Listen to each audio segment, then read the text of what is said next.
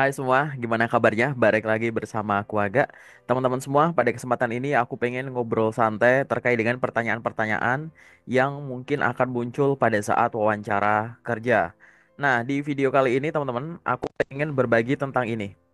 Ada nggak teman-teman di sini yang pernah menghadapi interview, kemudian ditanya pertanyaan ini? Ceritakan saat Anda memberikan arahan yang jelas dalam mendelegasikan tugas. Kira-kira bagi teman-teman yang belum pernah menghadapi interview ini, kalau ditanya pertanyaan ini mau jawab gimana nih? Nah, yuk teman-teman kita diskusi bareng aja. Bagi teman-teman yang nonton video ini sebagai video pertama dari channelku, salam kenal, selamat datang. Silahkan teman-teman semua kalau mau belajar interview secara lebih lengkap, teman-teman bisa cek di playlist YouTubeku aja. Cari playlist yang judulnya tes interview. Di sini aku akan membahas satu pertanyaan di satu video, biar teman-teman di sini tuh paham semua terkait dengan maksud suatu pertanyaan biar nggak ngerasa dijebak oleh HR atau user kayak gitu. Bagi teman-teman semua yang pengen belajar dari playlistku yang ada di channel YouTubeku ini untuk interview nggak cuma dari playlist tas interview kok yang teman-teman lebih banyak mendengarkan. Ada juga playlist yang judulnya 50 pertanyaan interview kerja. Di sana teman-teman akan lebih banyak praktek berbicara, praktek ngomong. Dua playlist ini teman-teman harus pelajari secara imbang. Kenapa harus secara imbang? Karena aku sarankan kepada teman-teman semua yang nonton video ini, teman-teman itu belajar interview jangan hanya puas dengan membaca atau mendengarkan, tapi teman-teman juga harus praktek ngomong. Karena interview itu pada akhirnya nanti teman-teman akan berbicara secara natural. Jangan pernah berharap teman-teman itu jago interview dengan cara menghafal pertanyaan maupun jawaban. Interview itu bukan store hafalan. Oke, teman-teman? Nah, untuk pertanyaan interview yang akan aku bahas pada kesempatan kali ini, ceritakan saat Anda memberikan arahan yang jelas dalam mendelegasikan tugas. Aku akan berikan beberapa contoh gambaran, teman-teman. Nanti teman-teman silahkan pahami. Masing-masing contoh yang aku cantumin itu akan ada menggunakan metode STAR gitu. Ada metode STAR untuk menjawab pertanyaan ini. Nantinya teman-teman ke depan kalau ditanya oleh HR atau user dengan awalan ceritakan saat. Coba jelaskan, pernahkah Anda? Tapi kalau memang itu pernah gitu ya, teman-teman silahkan menjawab menggunakan metode STAR. Metode STAR adalah suatu metode untuk menjelaskan maupun menjawab suatu pertanyaan yang di dalamnya ada kegiatan atau perilaku yang teman-teman lakukan. STAR sendiri itu adalah kependekan dari STAR. S itu situation. Teman-teman akan menggambarkan situasinya gimana. Teman-teman di situ sebagai apa? T itu adalah task, yaitu tanggung jawab atau tugas yang teman-teman ampu, yang harus teman-teman lakukan. A itu actions, yaitu aksi apa aja, tindakan apa aja yang teman-teman lakukan, dan R itu result, hasilnya gimana, kayak gitu. Metode ini sangat cocok teman-teman tidak hanya untuk proses interview saja. Apapun yang membutuhkan teman-teman menjelaskan suatu tindakan atau perilakunya teman-teman, paling gampang menggunakan metode STAR ini. Silahkan nanti googling ya, biar lebih lengkap. Nah, yuk langsung masuk ke videonya aja. Nanti kalau ada pertanyaan boleh tuliskan di kolom komentar. Kalau teman-teman ditanya pertanyaan, ceritakan saat Anda memberikan arahan yang jelas dalam mendelegasikan tugas. Kurang lebih jawabannya kayak gini, teman-teman. Sekarang kita bikin permisalan dulu ya, teman-teman ya. Ini aku ada contoh pertama, teman-teman.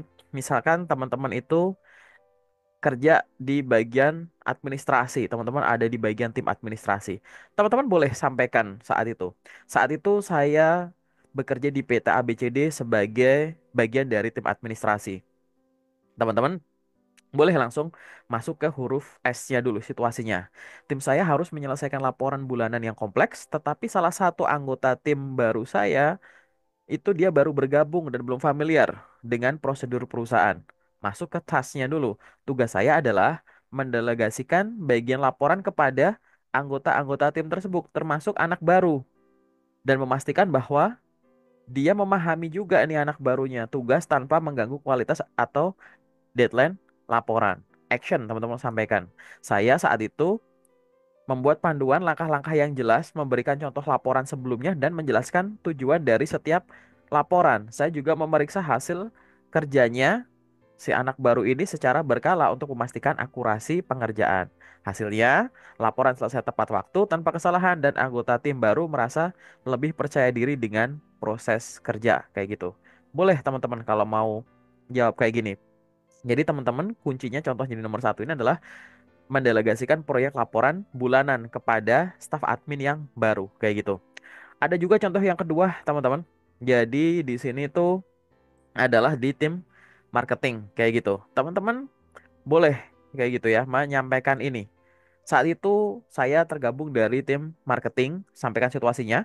Perusahaan saya mengadakan acara tahunan dan saya ditugaskan menjadi koordinator.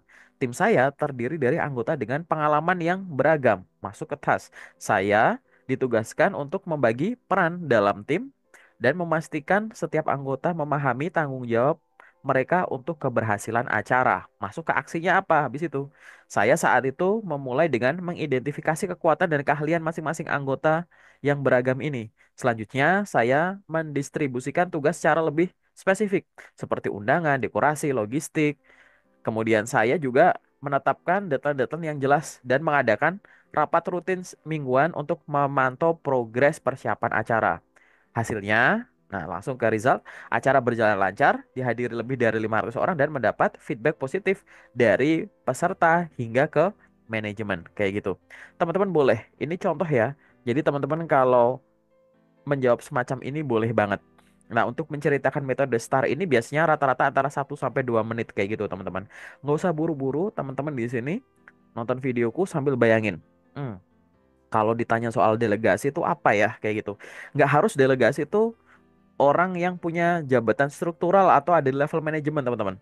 Pertanyaan ini tuh nggak cuma untuk level supervisor, level manager, terus ke yang bawahnya belum tentu. Bisa aja level staff. Nanti level staff ini ternyata diberikan tanggung jawab untuk ngajarin anak baru, misalkan, atau ngajarin anak magang gitu. Itu bisa banget kayak gitu ya, teman-teman ya.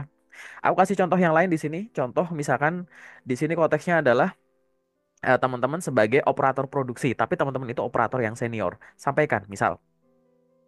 Saat itu saya bekerja sebagai operator produksi senior di PT ABCD yang bergerak di bidang ini. Langsung masuk ke start, teman-teman. Ke S-nya dulu, selama proyek besar, saya sebagai operator senior harus memastikan semua shift bekerja efisien dan menghindari waktu henti mesin. Masuk ke tugasnya.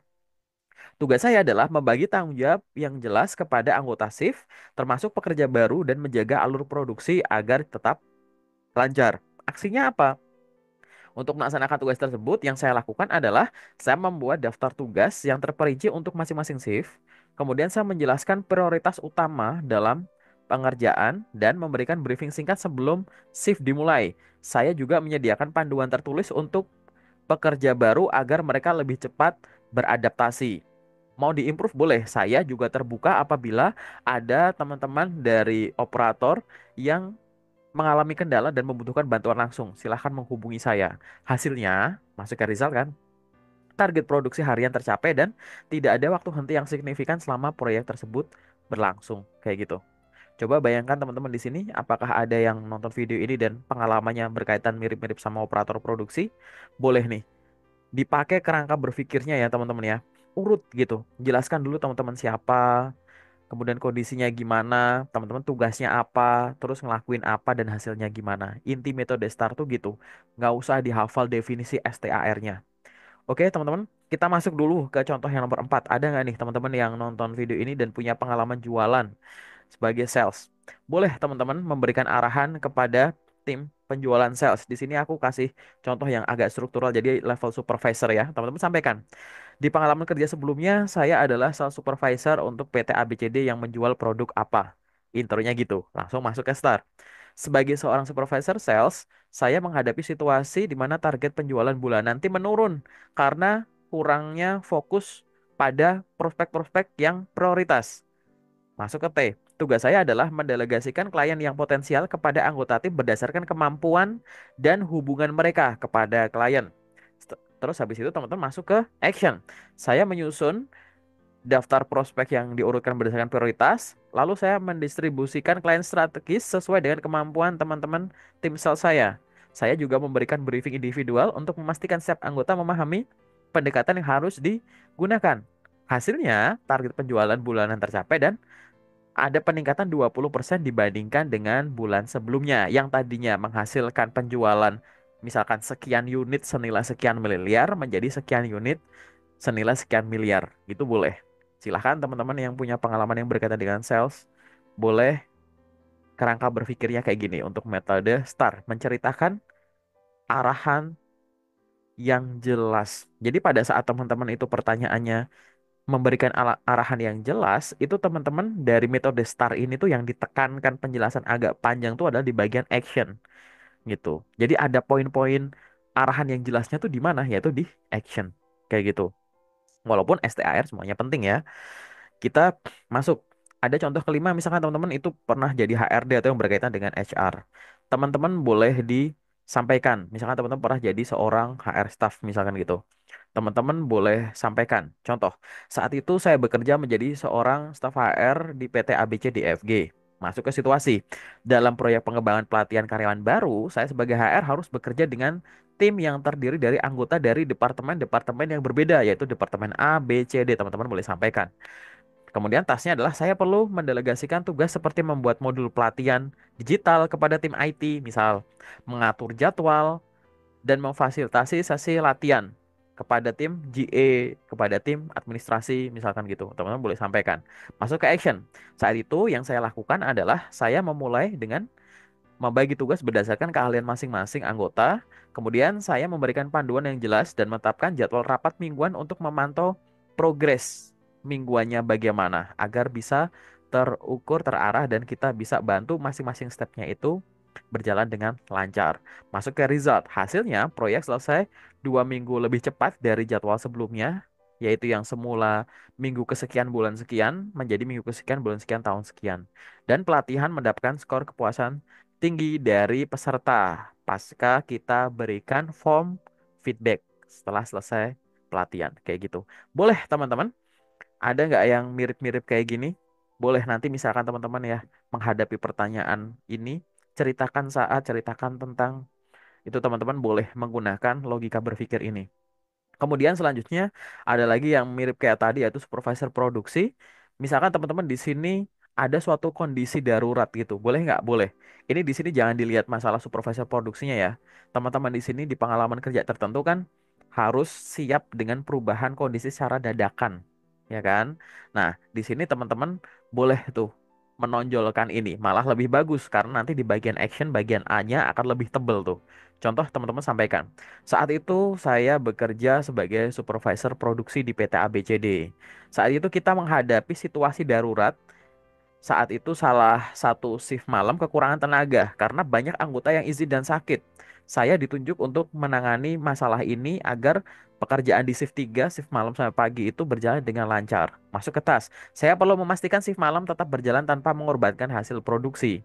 Masuk ke action. Yang saya lakukan saat itu adalah saya membagi tugas inti secara proporsional di antara anggota yang tersedia dan memberikan arahan singkat namun jelas sebelum shift dimulai. Saya juga memastikan anggota mendapatkan bantuan teknis yang diperlukan apabila memang dibutuhkan. Saya standby di floor dan saya memantau satu-satu, bahkan saya juga terlibat untuk mengejar target produksi harian malam itu agar tidak terganggu. Masuk ke hasil. Hasilnya shift malam berjalan lancar dan produksi harian hanya berkurang 5%, jauh lebih rendah dari yang diperkirakan kita akan mencapai targetnya itu 15 atau 20% berkurangnya kayak gitu. Boleh disampaikan kayak gitu atau teman-teman misalkan di riset boleh sampaikan shift malam berjalan lancar dan produksi harian mampu terpenuhi walaupun kita ada ekstra time pengerjaan selama 30 menit misalkan atau 1 jam. Itu boleh banget.